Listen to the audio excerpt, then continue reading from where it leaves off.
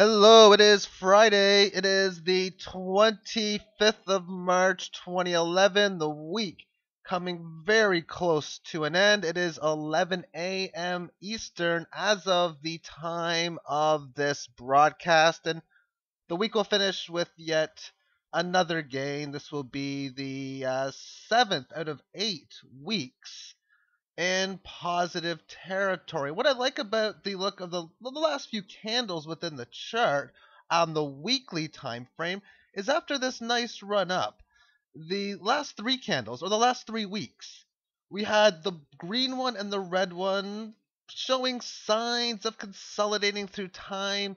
And here we are this week breaking past the previous resistance, closing at another 31-year weekly high this week, very much showing signs as of now that the momentum for the rally isn't quite completed yet. At some point it will be, but right now that is not the case.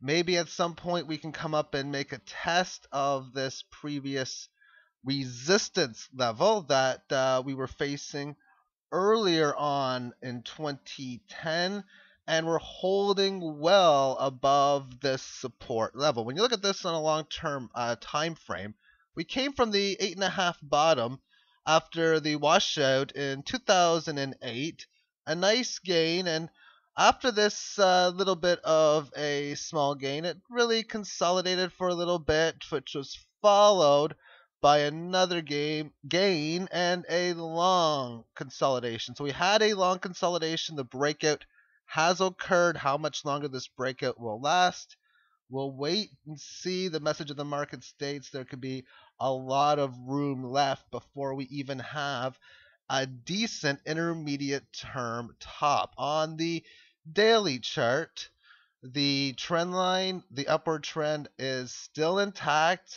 It's been used as support since it's recaptured it after this failure trying to go below it. Sellers unable to initiate much action whatsoever. And once again, we're on a Friday session. Fridays have lately been very bullish. And what I've been noticing is the final hour from 4 o'clock Eastern to 5 o'clock Eastern, a lot of upward momentum has been taken place. We'll see if the same thing happens to occur today. I don't think it really would mean all that much, but it would mean if we continue to see it that there is people eager to be buying before we finish off the week. Switching this off to the hourly chart, this is what the market looked like at around 1040 or so, 1045, and now it looks something like this. And I was talking yesterday about this 1 day moving average, which is the blue line, and the orange line, which is that of the 5 day moving average, as a little battle. What's going to happen? Is it going to break above the 1 day moving average and continue its upward momentum, or is it going to break below the 5 and possibly start an intermediate term bear market? As of now, after going below the 1 day, found resistance for a few hours, 4 or 5 hours, while it was in the upward trend that we've been following, or at least I've been following. And this trend line was support on a few occasions. At this point, it's trying to break free from this level, holding up very, very well. And because you see these moving averages going very flat, that's an indicator for the market to correct through time. For this to correct through time on a more of an intermediate level, if the market keeps going sideways, hypothetically, we'll say between 37 and 38, then what's going to happen is this 5 day moving average is going to meet up with it and flatten out.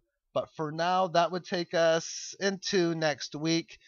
We are well above this 5 day moving average. It has not been support since it broke above this level. Therefore, when we eventually do have this test, whether it's because the market retraces down through price or whether it goes sideways long enough for the 5 day moving average to meet up with it, that will be the first test of this newly rising 5 day moving average. Therefore, most of these sell-offs that we see are pretty much all of them are guilty until proven innocent, and I mean that as if we have any selling down towards this level, the odds do favor that you would get a bounce from that level and continue the bull market. And of course, to say it's guilty until proven innocent, to prove it innocent, you really need to see the market, see the moving average flatten out and go higher. Sort of like in here, the moving average, the 5 was declining, it flattened out, and here we are proving that the downward 5-day moving average for the market to go lower was a innocent move, or it was guilty for the market to go higher, but this proved it innocent when it had the decent candle on the 21st of March. All right, so thank you for tuning in to this intraday update. And one final note, before it crossed my mind. I was stating yesterday the Fibonacci from this high and this low because we haven't taken out either one yet. Very easy to remember. It's the 37 and 67 cent handle. So you have Fibonacci here at 37. You have Fibonacci here at 67. The market's been neutral now for the last 8 hours. Therefore, when you get an indication of a breakout, so you break above here, maybe find support and go higher, then it looks like we would not only have a test of this high upward level, but probably make new lows. If we break below, find resistance at this level and go lower, then most likely a test of this 36, breaking 36. It's the support level, or breaking the 5-day moving average support would be roughly around 36 and closer to about 35.95.